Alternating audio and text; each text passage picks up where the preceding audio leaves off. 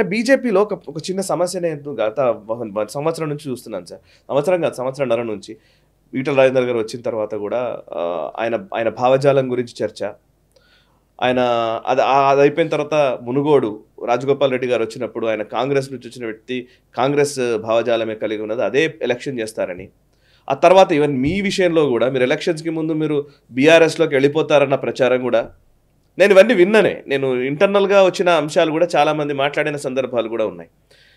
అంటే బయట నుంచి వచ్చిన నాయకుల వల్ల బీజేపీ పడిపోయిందనే భావన ఒకవైపు బిల్డ్ చేస్తున్న వాళ్ళు ఉన్నారు. లేదు ఢిల్లీ నాయకత్వం ఏమో అమిత్ షా దగ్గర నుంచి అందరూ కూడా లేదు అందరినీ కలుపుకునే ముందుకెళ్ళాలి. ఈవెన్ బిఎల్ సంతోష్ లాంటి వాళ్ళు కూడా, బిఎల్ సంతోష్ ఇలాంటి వాళ్ళు డైరెక్ట్గానే చెప్తున్నారు, కోడల్లాగా చూడకండి, కూతురులాగా చూడండి బయట నుంచి వచ్చిన వాళ్ళని. మీ ఇంటర్నల్ మీటింగ్స్లో కూడా మాట్లాడినట్టుగా తెలుస్తుంది. బట్ నిజంగా అట్లాంటి వాతావరణం ఉందా? సో అట్లుంటే రఘునందన్ రావు భారతీయ జనతా పార్టీలోకి వచ్చి దాదాపు 10 సంవత్సరాలు అయింది సార్. అవును, అట్లాంటి వాతావరణం అయితే లేదు సాయి గారు. అయితే ఇటీవల కొంత ఈ రోజుకి మీరు ఇబ్బంది పడుతున్న మాట వాస్తవం కదా? ఇబ్బంది అంటే సార్, ఇప్పుడు ఒక గెలుపు దుబ్బాకలో జరిగినటువంటి గెలుపు ఈ రాష్ట్ర రాజకీయాల్లో ఒక మలుపు తిప్పినటువంటి గెలుపు. ఖచ్చితంగా ఎవరికి ఇష్టమన్నా కష్టమన్నా అది రఘునందన్ గెలుపా, బీజేపీ గెలుపా, కార్యకర్తల గెలుపా అంటే సమిష్టి గెలుపు, అందరం కష్టపడితే గెలిచింది. అక్కడ రఘునందన్ రావు లేకపోతే గెలవకపోదామని నేను ఒక మాట మాట్లాడితే చాలా మంది చాలా గొడవ చేశారు. నేను ఎప్పుడు మాట్లాడిన సాయి గారు ఆ సందర్భం ఏంటంటే సందర్భాన్ని బట్టి ఇష్యూని అర్థం చేసుకోవాలి. రఘునందన్ రావు దుబ్బాకలో గెలిచిన తర్వాత జరిగిన ఏ టీవీ ఛానల్ ఇంటర్వ్యూ అయినా చూడండి 3 సంవత్సరాలు రఘునందన్ రావు గెలుపది బీజేపీ గెలుపు కాదని నేను ఇందాక చెప్పిన సూడో ఇంటలెక్చువల్స్ పొద్దుగా లేస్తే టీవీలలో గెలిచిన విశ్లేషకులు ఎన్నిసార్లు చెప్పినా నేను ఒకటే మాట చెప్పాను, రఘునందన్ని భారతీయ జనతా పార్టీని సెపరేట్ చేసి చూడకండి.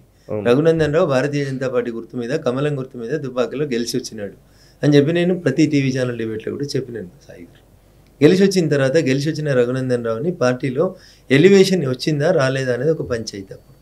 అప్పుడు ఉన్నది ఒకటే ఒక శాసనసభ్యులు గౌరవనీయులు రాజాసింగ్ గారు ఒకరే ఉన్నారు. వారికి భాష మీద కొంచెం తెలుగు భాష మీద వారికి కమాండ్ ఉండదు కాబట్టి వారు రఘునందన్ రావుని ఎల్పీ లీడర్గా ప్రొజెక్ట్ చేయమని చెప్పడం జరిగింది. రఘునందన్ రావు ఎల్పీ లీడర్ అయితే రఘునందన్ రావు వాయిస్ పెరుగుతుంది, స్పీకర్ ఇచ్చే సమయం పెరుగుతుంది, సమస్యల మీద రఘునందన్ రావు మాట్లాడుతుంటే కొంచెం ఎక్స్పోజర్ వస్తుంది. పార్టీ అక్కడెక్కడో కొంచెం కన్ఫ్యూజ్ అయింది, అది ఇవ్వడం లోపల కొంచెం ఇబ్బంది జరిగింది. సో దానివల్ల క్వైట్ న్యాచురల్గా నాలంటోడు కానీ మీలాంటోడు కానీ ఏమనుకుంటారు, ఏం కోరుకుంటున్నాం మనకేం కొత్త కుర్చీ చేయమని అడుగుతలేము, చేసిన పనికి ఎలివేషన్ ఉంటే బాగుంటుండేనేమో అని అనుకున్నాం. ఎలివేషన్ ఇవ్వడానికి ఇష్టపడలేదు పార్టీ. నేను గెలిచి వచ్చిన తర్వాత అక్కడ కొన్ని పరిస్థితులు, కొన్ని పరిణామాలను చూస్తే బయట మాట్లాడడం చాలా తప్పు సాయి గారు. అందుకని నేను ఒక లిమిట్ దాటి మాట్లాడలేదు. చాలా అవస్థలు పడ్డాం, ఇబ్బంది పడ్డాం. బట్ పార్టీ లైన్ దాటి ఏ రోజు కూడా బయటికి పోవాలని అనుకోలేదు. బయట నుంచి వచ్చిన వాళ్ళతో పార్టీ ఎదుగుతలేదని అంటే ఆ మాట ఎవరైనా మాట్లాడినా, ఎవరైనా విమర్శించినా మీరు ఒకటి అర్థం చేసుకోవాలి సాయి గారు, ఎండాకాలం వస్తుంది, చెరువు ఎండిపోతుందా? ఎండిపోదా? 100% ఎండిపోతుంది. ఏదో కొన్ని నీళ్ళు మధ్యలో ఉంటాయి, కొన్ని నీళ్ళే ఉంటాయి సాయి గారు. మళ్ళీ చెరువు నిండాలి, వర్షాకాలం వస్తుంది, వరదలు వస్తాయి, వానలు వస్తాయి, కొత్త నీళ్ళు వస్తాయా రావా? కొత్త నీళ్ళు రాకపోతే చెరువు ఎట్లా నిండుతుంది సాయి గారు? పార్టీ ఎదగాలి, ఈ రాష్ట్రంలో అధికారంలోకి రావాలని అనుకుంటున్నప్పుడు కొత్తగా గ్రామ పంచాయతీ వార్డు సభ్యులు, సర్పంచులు, ఎంపీటీసీలు, ఎమ్మెల్యేకి పోటీ చేసేటోళ్ళు, ఎంపీలకు పోటీ చేసేటోళ్ళు ఇట్లాంటి వాళ్ళు జాయిన్ చేసుకోవాలా వద్దా?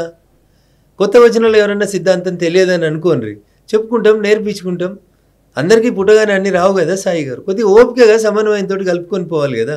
రఘునందన్ వస్తే నా కుర్చీ పోతుంది, ఈటల రాజేందర్ వస్తే నా కుర్చీ పోతుంది, ఇట్లాంటి ఆలోచనలు చేయడం వల్ల, కొంత సంకుచిత భావంతో ఆలోచించడం వల్ల ఈ ఇబ్బంది వస్తూ ఉంది.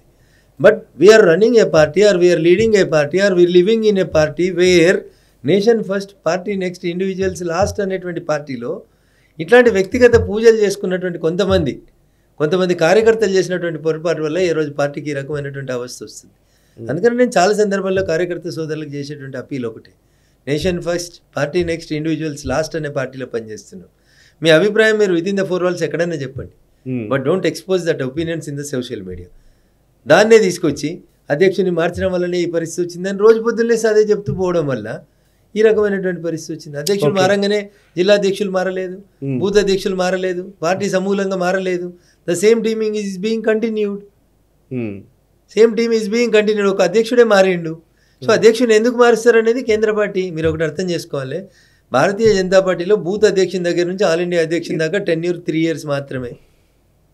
మీడియాలో ఇష్టం ఉన్నట్టు మాట్లాడారు కొంతమంది, పీకేసీరు, తీసేసిరు అని. ఆ పదాలు ఎప్పుడు వస్తాయి సాయి గారు? 3 సంవత్సరాల టెన్యూర్ కంటే ముందు అధ్యక్షుని మధ్యలోనే రిజైన్ చేయించినా, తీసేసినా అట్లాంటి పదాలు మాట్లాడాలి. సంజయ్ గారు టెన్యూర్ February 2023కి అయిపోయింది సాయి గారు. సో ఈ వాజ్ కంటిన్యూ టిల్ August. ఇంకొక 6 నెలలు ఎక్స్ట్రా ఇచ్చిరు వారికి టైం. దేశంలో 10 రాష్ట్రాలలో అధ్యక్షుల్ని మార్చినప్పుడు వారిని అధ్యక్షుల్ని మార్చిండ్రు. దానికి ఈ రకమైనటువంటి కామెంట్స్ పెట్టి సోషల్ మీడియాలో మనం చర్చ పెట్టి ఎవరికి లాభం చేస్తున్నాం సాయి గారు? మనం పార్టీకి ఏమైనా లాభం జరిగిందా దానివల్ల? మీరు చెప్పిన మాటలే నేను కూడా ఒక వీడియోలో చెప్పాను. యాక్చువల్లీ మొన్న ఏదో రివ్యూ చేస్తూ మాట్లాడుతూ ఉంటే అధ్యక్షుడు మారాడు కానీ మిగతా ఏం మారలేదు కదా అన్న అలాగే ఉన్నాయని చెప్తే, బట్ మేబీ ఈవెన్ చాలా మంది కమెంట్స్లో వీటిలో చాలా మంది మాట్లాడుతున్న వాళ్ళందరూ కూడా సాయి గారు మీకు అసలు ఏం తెలియదు, అసలు నిజానికి అధ్యక్షుడు మారడమే లెక్క అని మాట్లాడుతున్నారు. నిజంగా నాకేం తెలియదేమో అనుకున్నారు, బట్ మీరు అదే టాపిక్ ఇప్పుడు రేస్ చేశారు కాబట్టి. సార్ ఇప్పుడు స్ట్రక్చర్లో ఆ కుర్చీలో 3 సంవత్సరాల తర్వాత ఇంకొకరు వస్తారు సార్, క్వైట్ న్యాచురల్గా. బూత్ అధ్యక్షుని దగ్గర నుంచి మొదలుకుంటే ఆల్ ఇండియా అధ్యక్షుని దాకా వస్తారు సార్. అమిత్ షా గారు మారలేదా సార్ ఆల్ ఇండియా అధ్యక్షుడి నుంచి? అమిత్ షా గారు మారి నడ్డా గారు రాలేదా సార్? మాక్సిమం అంటే మా పార్టీలో 2 టెన్యూర్లు చేస్తారు సార్ కంటిన్యూస్గా. 3 సంవత్సరాలు చేసిన తర్వాత మళ్ళీ అవసరం అనుకుంటే పార్టీ ఇంకొక 3 సంవత్సరాలు కంటిన్యూటీ ఇస్తారు సార్. అట్లా అమిత్ షా గారు కూడా పక్క జరిగి కదా సార్, నడ్డా గారు కూడా వచ్చారు కదా. ఇప్పుడు రేపు 6 years అయిపోతే నడ్డా గారు కూడా జరిగి ఇంకొకరు అధ్యక్షుడు వస్తారు కదా. పోతున్న ప్రతి అధ్యక్షుడు ఇట్లా తిట్టుకుంటూ పోతా అంటే ఎట్లయితే సమస్య? దాంట్లో మార్చడానికి రఘునందన్ రావు ఎవరు, కిషన్ రెడ్డి ఎవరు, ఈటెల రాజేందర్ గారు ఎవరు? Bharatiya Janata party all India party, దానికి ఒక విధానం ఉంటుంది. ఎవరిని ధిక్కరిస్తున్నాం మనం? ఎవరి నిర్ణయం అది? రఘునందన్ రావు చెప్తే నరేంద్ర మోడీ గారు, అమిత్ షా గారు, నడ్డా గారు వింటారా? లేదా బిఎల్ సంతోష్ జీ వింటారా? మీరు అందరు కలిసి కంప్లైంట్లు ఇచ్చారు కదా. నేను ఎక్కడ కంప్లైంట్ ఇవ్వాలి? అసలు నేను ఎక్కడ మాట్లాడలేదు సాయి గారు. కంప్లైంట్లు ఏంది? అదే మరి చర్చ అదే. భారతీయ జనతా పార్టీకి అనుబంధంగా ఒక దాదాపు 20 నుంచి 30 సంఘాలు పనిచేస్తుంటాయి సార్. అది రాష్ట్రీయ స్వయం సేవక్ సంఘ్ అంటారా, తాపస్ అంటారా, టీచర్ల యూనియన్ అంటారా, అడ్వకేట్ల యూనియన్ అంటారా, ఇంకా రకరకాలుగా విశ్వ హిందూ పరిషత్, బజరంగ్ దళ, ఇట్లా చెప్పుకుంటూ పోతే సమాజంలో ఒక అనుబంధంగా పనిచేసేటువంటి సంస్థలు చాలా ఉంటాయి. చాలామంది జర్నలిస్టులు ఉంటారు, చాలామంది న్యూట్రల్గా ఉన్నటువంటి పర్సన్స్ కూడా ఏం జరుగుతుంది ఈ దేశ హితం కోసం పార్టీ హితం కోసం ఫీడ్బ్యాక్ పంపిస్తూ ఉంటారు. సో ఢిల్లీలో కూర్చున్న వాళ్ళకి ఇవన్నీ ఏం తెలియదా సార్? ఇంటెలిజెన్స్ ఉండదా సార్ ఢిల్లీకి?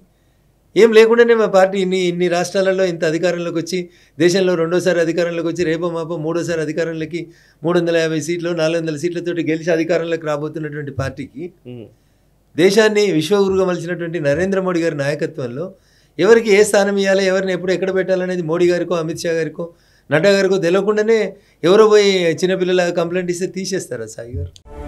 జాతీయవాద జర్నలిజానికి అసలైన వేదిక నేషనలిస్ట్ హబ్ ని సబ్స్క్రైబ్ చేసుకోండి. నోటిఫికేషన్స్ కోసం బెల్ ఐకాన్ పై క్లిక్ చేయండి.